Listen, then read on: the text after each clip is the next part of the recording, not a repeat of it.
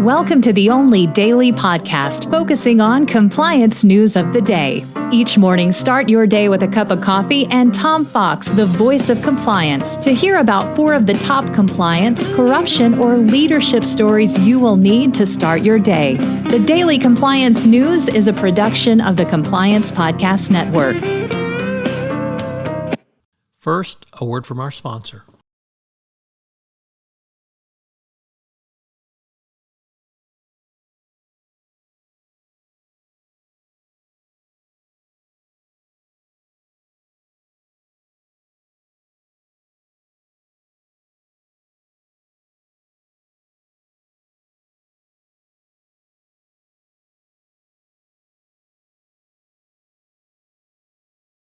The Daily Compliance News for January 5, 2022, Holmes Found Guilty edition.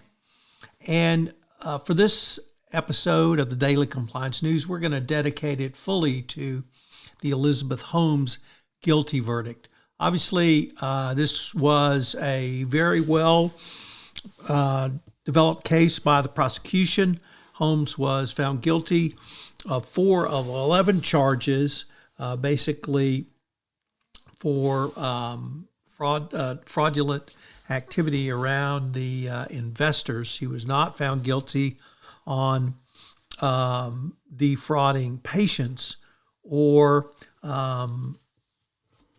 the charges of wire fraud. So potentially 20-year sentences on each charge, but one of the key questions is what will be the sentence, if any, that Holmes would get. She is eligible for a 15% reduction in her sentence for good behavior. She has not been criminally convicted previously. These will all run out way in her favor.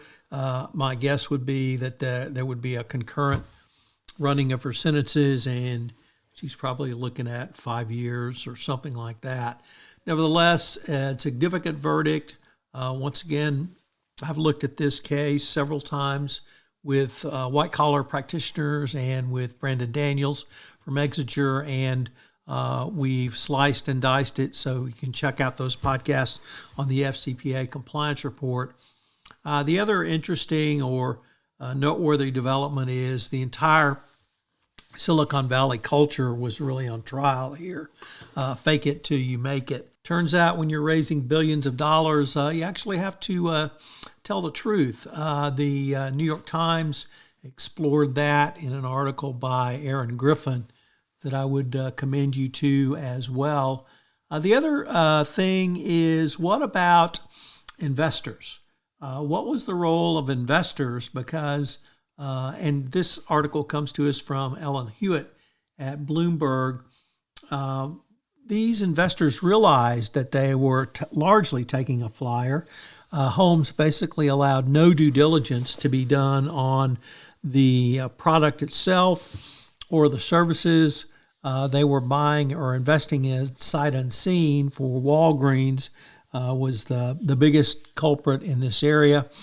And what's the role of investors? What's their responsibility to perform due diligence? And finally, a few words about corporate governance. Where was the board of directors in all this? What happens when you have a panel board of directors who knows nothing about the subject matter of your company? All interesting questions to explore on the Holmes Guilty Edition. The Daily Compliance News is a production of the Compliance Podcast Network and a proud member of C-Suite Radio. Thanks so much for listening. I hope you'll join me again tomorrow.